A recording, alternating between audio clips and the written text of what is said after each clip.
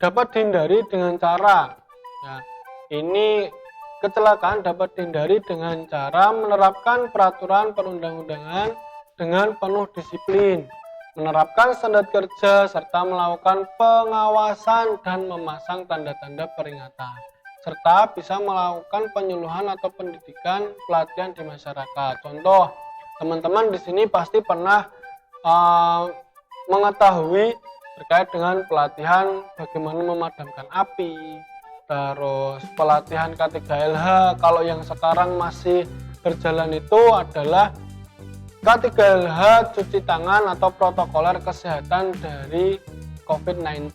Nah, itu salah satu dari bentuk K3LH. Jadi mencuci tangan yang bersih, mencuci tangan yang benar itu seperti apa? Itu adalah bentuk dari K3LH. Teman-teman di sini juga wajib selalu menjaga kebersihan, menjaga kebersihan dari badan dan tempat sekitar. Salah satunya begitu. Karena yang kita lihat adalah meremehkan antara sampah dan lain sebagainya. Kita masih kurang kesadaran diri terkait dengan sampah itu tadi. Ya, jadi teman-teman di sini adalah harus mentaati standar operasional prosedur daripada SOP itu sendiri, daripada teman-teman harus mengikuti standar operasional prosedur keamanan itu teman-teman, agar kita tidak terhindar dari bahaya kecelakaan itu tadi. Oke teman-teman, kita lanjutkan penanggulangan kecelakaan kerja. Ya, penanggulangan kecelakaan kerja di sini ada beberapa cara. Yang pertama adalah cara melakukan penanggulangan kebakaran. Untuk yang pertama, penanggulangan kebakaran yang pertama adalah jangan membuang putung rokok sembarangan pada saat kita merokok ataupun teman-teman ada yang merokok, jangan membuang sembarangan ketika masih menyala. Jadi teman-teman bisa mematikan terlebih dahulu dan membuangnya di tempat yang aman dan terhindar dari bahan-bahan yang berbahaya atau bahan-bahan yang mudah terbakar. Hindari sumber menyala di tempat terbuka. Tadi ketika kita membuang putung rokok itu tidak sembarangan. Hindari awan debu yang mudah meledak. Awan debu yang mudah meledak karena saking panasnya ya. Karena panas sekali maka menyebabkan awan debu itu bisa meledak. Ya, bisa meledak dan mengakibatkan percikan api seperti itu. Contohnya apabila terjadi kebakaran hutan itu kan tidak didasarkan dari kesengajaan. Tapi bisa jadi teman-teman membuang putung rokok ataupun dari plastik karena panas terus bisa mengakibatkan kebakaran hutan, salah satu. Terus perlengkapan pemadam kebakaran itu adalah cara untuk melakukan penanggulangan kebakaran di lingkungan yang kita tempati dimanapun teman-teman berada. Di situ perlengkapan pemadam kebakaran juga perlu. Nah, disinilah terpasang dan bisa teman-teman dilihat di sini ketika kita membuat SOP standar operasional prosedur pada pembelajaran di dalam suatu ruangan atau harusnya di rumah-rumah itu juga wajib memiliki alat seperti ini ya. Alat seperti ini bisa dipilih ya antara ini pemancar air ya, yang paling pojok itu pemancar air, terus ada APAR, alat pemadam api ringan, dan hidran.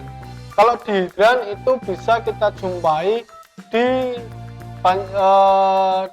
perempatan jalan, biasanya ada di perempatan jalan besar itu pasti ada yang namanya hidran. Itu fungsinya untuk menyalurkan air dari bawah dan dibantu oleh petugas pemadam kebakaran. Nah, ini harusnya di ruangan-ruangan praktikum atau ruangan bekerja itu pasti ada yang namanya alat pemadam api ringan ya, atau APAR. Kalau di mall ataupun di gedung tinggi itu paling tidak harus ada pemancar air. Nah, itu standar operasional prosedur bekerja atau standar operasional prosedur dalam menangani kebakaran. Ya, antisipasinya dengan memakai 3 alat ini, seperti itu. Nah, ini alat ataupun petugas pemadam kebakaran ataupun alat yang bisa dibawa atau bisa bergerak ya. Ketika teman-teman mengalami kebakaran di rumah ataupun di lingkungan, melihat kebakaran ataupun teman-teman mengalami, itu silakan bisa langsung mengontak dinas kebakaran kota ya, dinas kebakaran kota ataupun dinas kebakaran setempat. Jadi teman-teman di sini bisa menghubungi petugas tersebut, karena ketika kita tidak memiliki banyak air itu tidak bisa menanggulangi kebakaran tersebut, karena ya ini seperti kebakaran itu kalau kecil itu bisa kita padamkan menggunakan karung goni ataupun baju basah ataupun kain basah, kita tutup api kecil. Kalau apinya sudah besar, kita tidak mungkin menutup itu dengan kain ataupun karung goni, tapi kita harus panggil petugas pemadam kebakaran, itu salah satunya, karena ini adalah alat pemadam kebakaran yang bisa bergerak dimanapun tempatnya. Kecuali teman-teman di sini punya tadi yang namanya hidran ataupun yang namanya APAR, itu bisa meminimalisir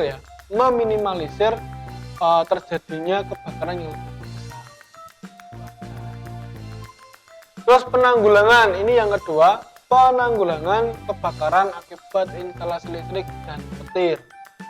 Nah, penanggulangan ini buat instalasi listrik sesuai dengan aturan yang berlaku, itu yang pertama. Jadi membuat instalasi listrik itu tidak sembarangan, tapi harus sesuai dengan standar operasional prosedur agar instalasi listrik itu bisa digunakan dengan baik. Rasanya begitu. Yang kedua, gunakanlah sekring atau MCB sesuai dengan ukuran yang diperlukan, karena ini adalah untuk meminimalisir terjadinya konsleting listrik yang tidak kita inginkan. Terus gunakan kabel dengan standar yang baik ya. Standar yang baik, ketika voltnya lebih tinggi kita gunakan kabel yang lebih baik, ketika voltnya rendah ataupun hanya digunakan untuk kabel roll, ya kita bisa gunakan untuk sedikit saja ataupun kabel yang sedikit murah seperti itu, atau kabel yang berserabut, salah satunya begitu. Terus untuk yang selanjutnya adalah ganti kabel setelah usang ataupun cacat ya. Ketika kabel itu sudah lama, segeralah untuk maintenance atau mengganti kabel yang rusak itu agar tidak mudah terbakar ataupun mudah menyengat listrik apabila kita pegang ataupun apabila kita tidak sengaja untuk bersentuhan dengan kabel tersebut. Hindari percabangan kabel ya. Di sini saya sering menemui ketika berada di sekolahan, di situ teman-teman di sini pasti menggunakan alat ataupun handphone. Handphone itu ketika baterainya habis pasti kalian banyak yang ngecas. Nah, saya sering mengetahui ketika mengecas ataupun ngecharger HP itu banyak sekali yang membuat percabangan kabel. Nah, itu sangatlah berbahaya teman-teman. Jadi ketika kita membuat percabangan kabel itu hati-hati, karena kita tidak tahu nanti seberapa banyak kekuatan listrik pada setiap stop kontak tersebut. Makanya ketika kita banyak memberikan percabangan itu bisa membuat kapasitas groundnya berkurang, jadi bisa mengakibatkan kebakaran dan konsleting listrik. Itu teman-teman. Terus lakukan pengukuran kontinuitas penghantar ya.